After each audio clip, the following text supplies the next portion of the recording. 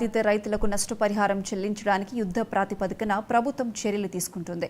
విశాఖలోని గ్రామాల్లో నీట మునిగిన పొలాలను, వరి కుప్పలను అధికారులు పరిశీలిస్తున్నారు. రైతులకు జరిగిన నష్టాన్ని అంచనా వేసి ప్రభుత్వం తరపున సహాయం అందిస్తామని తెలిపిన విశాఖపట్నం ఆర్డీఓ భాస్కర్ రావుతో మా ప్రతినిధి కిరణ్ ఫేస్ టు ఫేస్. ఆంధ్రప్రదేశ్లో పూర్తిగా వ్యవసాయ కుదేలైంది. ముఖ్యంగా మనం చూసుకున్నట్టయితే నిన్న ఏదైతే బాపట్ల వద్ద తీరం దాటిన నేపథ్యంలో తీవ్రమైనటువంటి పెనుగాళ్ళు, మరోవైపు భారీ నుంచి అతి భారీ వర్షాలు గడిచిన 3 రోజులుగా కురుస్తున్న నేపథ్యంలో వ్యవసాయ రంగం అంతా కూడాను పూర్తిగా నీటిపాలైన పరిస్థితి నెలకొంది. పంట పొలాలన్నీ కూడాను వరద ముంపుకు గురి కావడంతో రైతులు తీవ్ర ఆందోళన వ్యక్తం చేస్తున్నారు. ఈ నేపథ్యంలో ఇప్పటికే వ్యవసాయ రంగాన్ని ఆదుకునేందుకు ప్రభుత్వం పూర్తిస్థాయిలో అన్ని చర్యలు కూడా చేపట్టినట్టు కనిపిస్తుంది. ఈ నేపథ్యంలో స్థానికంగా ఉన్నటువంటి అధికార యంత్రాంగం అంతా కూడాను వ్యవసాయం అసలు ఏ మేర ఇబ్బందులకు గురైంది, ఏ రకమైనటువంటి నష్టం వాటిల్లని అంచనాలకు సంబంధించి అధికార యంత్రాంగం పూర్తిస్థాయిలో వ్యవసాయ క్షేత్రాలను సందర్శిస్తూ ఒక అంచనాకు వచ్చే రీతిలో వీళ్ళందరూ కూడాను కలియతిరగడం జరుగుతుంది. ముఖ్యంగా మనం చూసుకున్నట్లయితే విశాఖపట్నం ఆనందపురం మండలం మధ్య గ్రామం, అదేవిధంగా బోని ఇతర ప్రాంతాలన్నింటిలో కూడాను అధికార యంత్రాంగం పూర్తిస్థాయిలో క్యాల్కులేషన్ చేసేందుకు ఏదైతే వ్యవసాయం పూర్తిగా నీట మునిగిన నేపథ్యంలో పంటలు ఏ మేర నష్టపోయాయనేది అంచనాకు వచ్చినందుకు వీళ్ళందరూ కూడాను పర్యటిస్తూ ఇక్కడ ఉన్నటువంటి రైతులను కలిసి వాళ్ళతో మాట్లాడడం జరుగుతుంది. దీనికి సంబంధించి ఆర్డీఓ భాస్కర్ గారు మనతో ఉన్నారు. ఆయన అడిగి మరింత సమాచారం తెలుసుకునే ప్రయత్నించారు. సార్ నమస్తే అండి. సార్ ఎలా ఉంది, ఏంటి పరిస్థితి, క్యాల్కులేషన్స్ అవి ఎంతవరకు వచ్చాయి, ఏం చేయబోతున్నారు భవిష్యత్తు? అంటే మనకు ఈ అకాల వర్షం సైక్లోన్ వల్ల బేసికల్గా మనకు ఇళ్ళ నష్టం అయితే ఎక్కడా లేదు.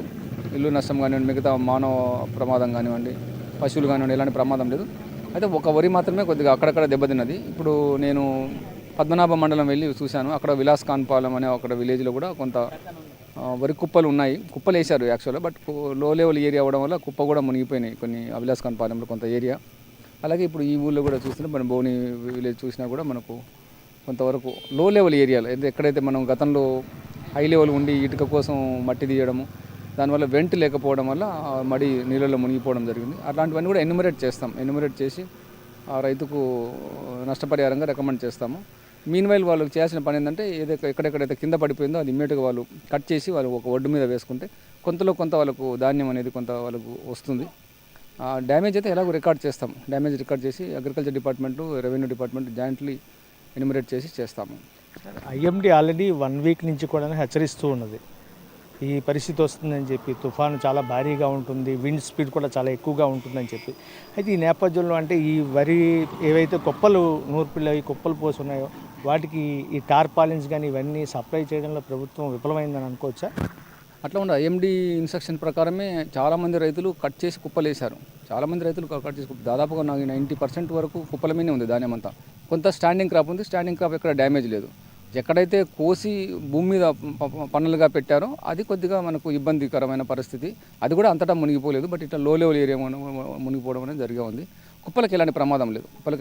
ఆల్రెడీ డిపార్ట్మెంట్ దాదాపుగా సైక్లోన్ కంటే ముందు 3-4-5 డేస్ నుంచి కూడా అలర్ట్ చేశారు. కోత కొయ్యని వాళ్ళని కొయ్యొద్దని మరీ చెప్పారు. ఆల్రెడీ కోసిన వాళ్ళకు పనులు భూమి మీద ఉంచకుండా కుప్పలేమని చెప్పారు. సో వాళ్ళ ప్రికాషన్స్ అన్ని తీసుకున్నాము. Minimum damage, that's why minimum damage ఉంది. అదర్వైజ్ చాలా ఎక్కువ డ్యామేజ్ అయ్యి ఉండేది.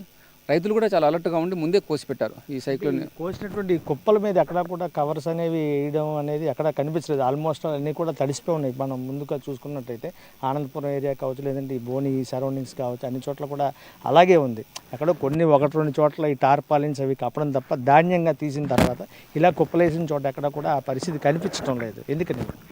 టార్పాలిన్ అనేది ఒక బెస్ట్ మెథడాలజీ, బట్ కాకపోతే మనకి ఏంటంటే కుప్ప అనేది కూడా మనకు ప్రొటెక్ట్ చేస్తుంది, 100% ప్రొటెక్ట్ చేస్తుంది ప్రాపర్గా వేస్తే. ఆ కుప్పలు కొంతవరకు టార్పాలిన్ ఉన్న వాళ్ళు కప్పుకున్నారు. టార్పాలిన్ లేని వాళ్ళు కూడా కుప్ప సేఫ్లీ ఏం ప్రాబ్లం ఉండదు.